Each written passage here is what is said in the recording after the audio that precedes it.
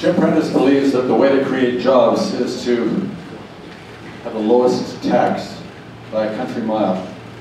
$11 billion lower than any other province.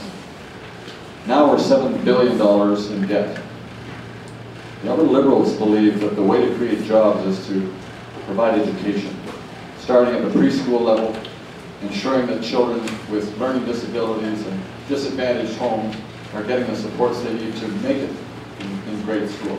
Adequate funding for schools, so the classrooms are not oversized, so they don't have to charge large school fees, up to $450 per child in the school system today.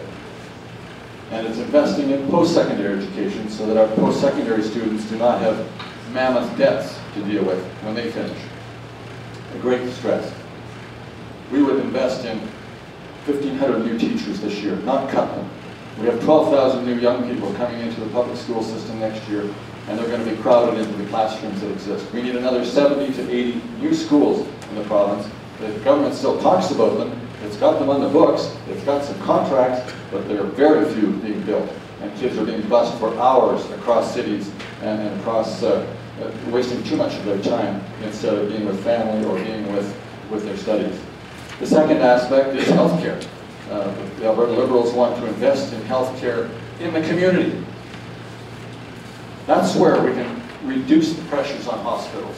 Prevention, home care, some long-term care to take the people out of hospitals that don't need to be there and are actually getting sicker in hospital, because that's where severe infectious diseases result, and they get neglected because the staff are so stretched dealing with the seriously ill people. So they don't get the rehab, they don't get the physio, they don't get the occupational therapy or the psychological support they may need.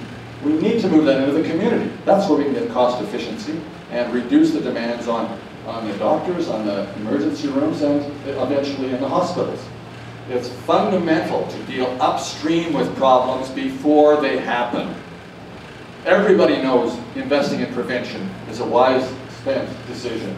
This government does not get it. We're spending less on prevention today than we were 30 years when I was in public health. We're not intervening in early childhood and impoverished families, high-risk families, and they are working through the system and they are causing chaos.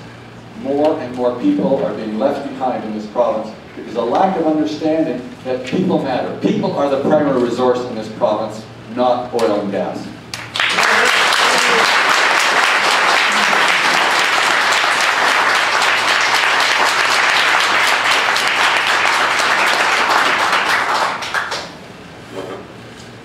As I mentioned earlier, the Waterloo Party believes in people. We value people, we value all Albertans. In our healthcare policy, one of the things that we would like to see is the removal of a central top-down administration of Alberta Health Services. What we want to move to is a patient-centered healthcare model where the patient gets a choice as to where to go, how to get the treatment, and how the funds flow through them. We want to be able to take care of this by finding cuts in waste in the management of Alberta Health Services, by reducing the severance packages and these bonuses that they're seeing today, and reinvesting them into the healthcare programs and services, such as additional surgery and other procedures. The other thing that we'd like to also like to be able to do is to work with the doctors and nurses directly through consultation, through understanding where the changes and fixes can be made. A lot of them understand what the challenges are, and it's them to understand how we can go forward and improve the system. We will recruit that process accordingly. The other thing we'd also need to do is create what we call a healthcare advocate program, where patients can come to an advocate and express their frustration and be able to see change within the organization itself. As Brian James indicated earlier, we have a wait time guarantee process in place whereby, again, whether it's for hip surgeries or whether it be for cataract surgeries or everything else as such, there is a predictable, understandable time frame for which services can be provided to them. The models will also implement what we call a health record system, so you know exactly what exactly you're getting, what you're paying for, and how the services are being provided accordingly. For physicians and nurses, that health record system will be able to know exactly when you went to the doctor last, what the prescriptions were, what the diagnostic treatments were, and they're going to be able to treat you without having to have an inefficient paper shuffle all over the place. Thank you.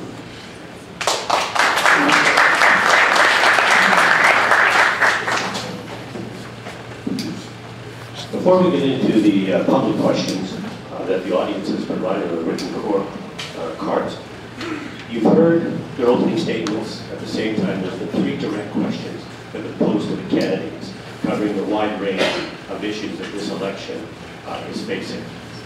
What I'd like to do is, again, have the candidates speak on their feet, and for 2 minutes, if they would like to make a final statement in regards to what their fellow candidates have stated and what they believe in these 3 particular issues, we'll give them 3 minutes to do that. Are you acceptable to speak on your behalf? 3. I'm prepared to do 3 minutes. What we're trying to do is ensure that you, the citizens, have the greatest opportunity to see your potential MLA in action, on their feet, their understanding of the issues, and how they can relate to their other candidates during this election period. Bringing out the votes is important, but also bringing out where they stand and why they want to serve the community. So with that, I'll start again with Mark for 3 minutes. Okay, maybe I'll start. Sorry, it's just, so what are you looking for? Is you're looking for us to rebut the things If you have a rebuttal, is that what you want to you're make looking to do? if you want to do a rebuttal or you want to make a comment to that effect, this gives you an opportunity to do a rebuttal to the other candidates in this room. Again, we want to see how you react on your feet and how you can answer the questions with the candidates in this room. So maybe what we'll do, if we want to change it, we'll reverse the order. Terry, you can start off.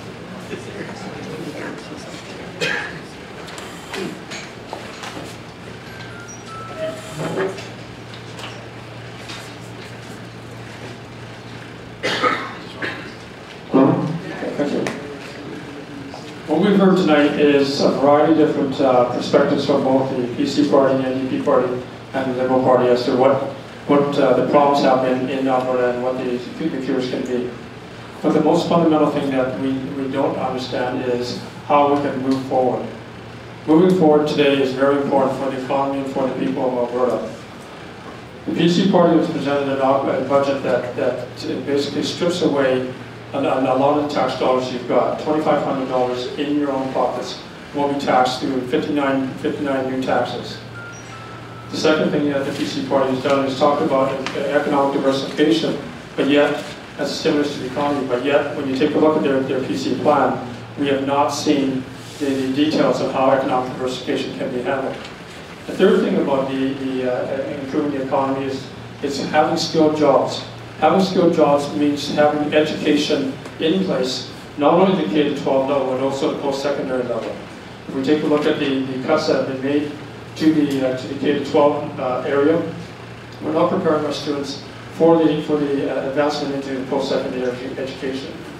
The other thing that the PC budget also talks about is removing the cap on tuition and making it much more expensive for students to be able to not only finish school, but also to pay off the debts in the future. To be able to move the economy forward, we need a plan that stimulates both the people as well as business in Alberta here. That is not by taking tax dollars away from you. That is not by cutting frontline services. That is certainly not by harming our education system.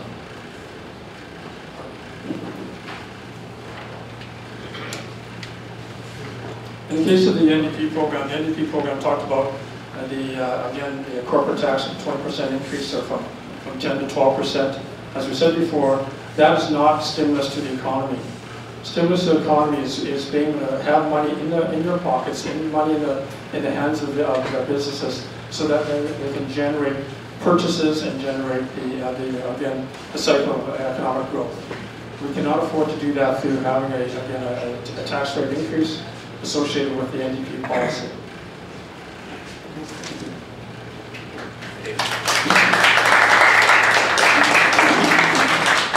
Well, with all respect to my Wildrose colleague, what I've heard you say is that you're going to continue the level of services, in fact increase services, and you're not going to take in any more revenue.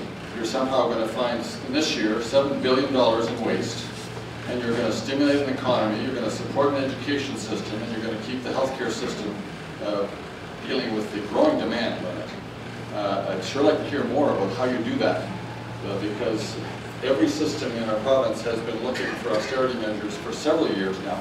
The education system has been cut by 5% over the last several years, and now it's only a 2% increase this year, which effectively is a 2% cut, because salary increases, inflation, increased numbers of kids. So with respect, I think you need to be a little more honest about what it is you're going to cut or what it is you're going to raise revenue from. I haven't heard you say anything about where you're going to find the new money. With respect to my MD colleague here, Mark, I think we agree on a lot of fundamentals around care for human beings and ensuring that we take care of the most vulnerable and saving something for the future. I guess where I have difficulty with you is that it's not clear that you support pipeline development.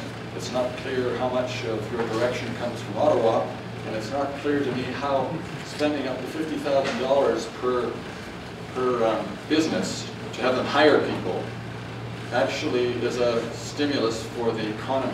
I would rather see us reduce taxes on small business, incent new opportunities and new jobs, and stimulate a new economy.